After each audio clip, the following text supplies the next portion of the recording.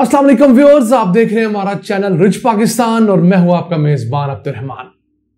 हुकूमत ने दावा किया है कि सऊदी अरब और यूएई पाकिस्तान में 46 अरब डॉलर्स की इन्वेस्टमेंट करने का इरादा रखते हैं। इन्वेस्टमेंट तो बहुत बड़ी है। इतनी इन्वेस्टमेंट पाकिस्तान में 30 साल के दौरान आती है। आया ये कोई वर्केबल सोल्यूशन है भी नहीं, इसको आज डिस्कस करेंगे। इसका दावा बड़े बड़े दावे करने वाले डॉक्टर मुसद्दिक मलिक, जो कि वजीर ममलिकत बराए पेट्रोलियम, उन्होंने किया। वही जो सस्ते रूसी तेल की बात करते थे। रूसी तेल को आए भी 15-20 दिन हो गए, लेकिन अभी तक हमें उसके हालात समझ नहीं आ रहे। उन्होंने कहा है कि सऊदी अरब 24 अरब डॉलर्स और यूएई 22 अरब डॉलर्स पाकिस्तान में इन्वेस्ट करने का इरादा रखता है। और वो इन्वेस्टमेंट किन फील्ड्स में करेंगे? आईटी, एग्रीकल्चर और माइनिंग। अब ये 3 बड़ी फील्ड्स में मैं हैरान हूं कि इनमें से कम 2 फील्ड्स में पाकिस्तान इन मुमालिक से आगे है। जी हां, पाकिस्तान इंफॉर्मेशन टेक्नोलॉजी में भी यूएई और सऊदीया से आगे है, एग्रीकल्चर में भी इन दोनों मुल्कों से आगे है। सिर्फ माइनिंग एक सेक्टर ऐसा है, और माइनिंग भी ऑयल और गैस की माइनिंग, उसमें ये दोनों मुल्क पाकिस्तान से ज्यादा है।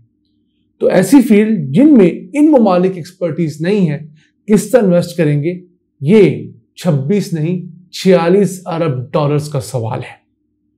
अब ये मुल्क तो पाकिस्तान में कई दिहाइयों से इन्वेस्टमेंट की बात करते हैं। 2019 में जब सऊदी अरब वलीअहद पाकिस्तान आए तो उन्होंने यहां पर आके तकरीबन 20 अरब डॉलर्स इन्वेस्टमेंट का ऐलान किया।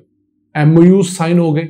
उससे बड़ी बात तो कोई नहीं थी कि उनको सिर्फ हमने एग्रीमेंट्स में कन्वर्ट करना था। अभी तो सिर्फ पाकिस्तानी हुकूमत का 46 अरब डॉलर्स का दावा है। वो क्यों चीज मैच्योर ना हो सकी? क्योंकि पाकिस्तान के हालात, हमारे कवानीन, हमारी ब्यूरोक्रेसी, ये तमाम चीजें इन्वेस्टमेंट के लिए सिक्योर ही नहीं है।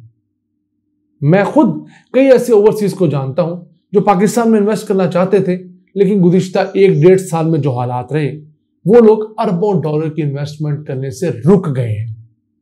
तो अगर ओवरसीज पाकिस्तानी जिनकी यहाँ पे एफिलिएशन है, जिनके यहाँ पर ताल्लुकात हैं, रिश्तेदारियां हैं, कब्रें हैं बड़ों की, वो इन्वेस्ट नहीं करना चाहते, तो सऊदी अरब या यूएई को क्या पड़ी है वो यहाँ पर इन्वेस्टमेंट करें?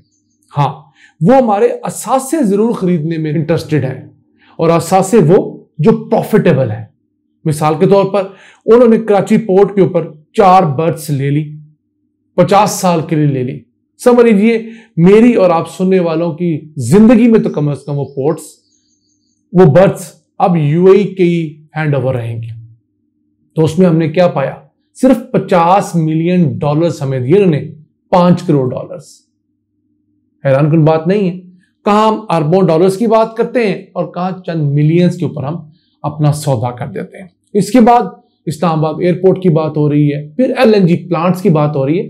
तो पाकिस्तान के ऐसे असासे जो कीमती हैं, वो लेने में तो तमाम अरब ममालिक इंटरेस्टेड हैं, लेकिन कोई नई इंडस्ट्री लगाने में कोई खास उनका इंटरेस्ट नजर नहीं आ रहा। मिसाल देता हूं, कई सालों से, बल्कि अब तो दिहाइयों से, 2006-7 से हमारे यहां एक बड़ी ऑयल रिफाइनरी लगाने की बात हो रही है। कभी बात होती है यूएई यहां पर 8 से 10 अरब डॉलर्स की ऑयल रिफाइनरी लगाने जा रहा है ग्वादर में, हब में। कभी बात होती है सऊदी अरब पाकिस्तान में 10 से 14 अरब डॉलर की ऑयल रिफाइनरी लगाएगा, लेकिन एक नई ऑयल रिफाइनरी के अंदर तो वो लोग इन्वेस्ट नहीं कर रहे। हालांकि पाकिस्तान को ऑयल रिफाइनरी की अशद जरूरत है। पाकिस्तान का इंपोर्ट बिल कम होगा, जॉब्स क्रिएट होंगी, और बहुत सारे ऐसे केमिकल्स जो हम इंपोर्ट करते हैं, वो यहीं पर हम खाम तेल जब रिफाइन किया करेंगे तो लोकली प्रोड्यूस कर लिया करेंगे। तो अगर एक ऑयल रिफाइनरी लगाने के लिए ये मुल्क हमारे साथ 15-20 साल से नेगोशिएट कर रहे हैं, तो आपको नहीं लगता कि 46 अरब डॉलर्स का दावा हुकूमत की जानब से एक नया लॉलीपॉप जरूर है, इसके अलावा कुछ भी नहीं है? ये तो बात होगी हमारे अंदर इन्वेस्टमेंट की। अब दूसरी तरफ पाकिस्तान से एक्सपोर्ट्स भी कम हो रही हैं। लेटेस्ट फिगर्स आए हैं कि गुज़िश्ता मालियाती साल जो 30 जून सन 2023 को मुकम्मल हुआ है, हम लोगों ने 4 अरब डॉलर्स की एक्सपोर्ट्स कम की हैं। कहा हमने 4 अरब डॉलर्स की एक्सपोर्ट्स बढ़ानी थी। अगर बात करें फाइनेंशियल ईयर 2022 की, तो उसमें हम लोगों ने एक्सपोर्ट्स की थी 31 अरब 70 करोड़ डॉलर्स की अशिया, सर्विसेज इसके अलावा थे। इस साल हमने इसको बढ़ाकर कुछ 36-37 अरब डॉलर्स तक ले जाना था, लेकिन बदकिस्मती देखिए कि हमने रिवर्स गियर लगाया और हमने उस 31.7 अरब डॉलर्स को कम करके 27.7 अरब डॉलर्स तक ले आए हैं। 4 अरब डॉलर्स की एक्सपोर्ट्स कम हुई है एक साल के अंदर। और जो हमारा लॉस ऑफ अपॉर्चुनिटी का एक नुकसान है, जो 4 अरब डॉलर्स की एक्सपोर्ट्स नहीं बढ़ी, उनको मिला लें तो 8 अरब डॉलर्स तो हमें यहां से कम हो गए। अब इन पैसों की वजह ना तो पाकिस्तान के अंदर किसी किस्म की कोई लायबिलिटी थी, ना किसी दोस्त मुल्क ने हमारा असासा खरीदना था, ये हमारे अपने पैसे थे।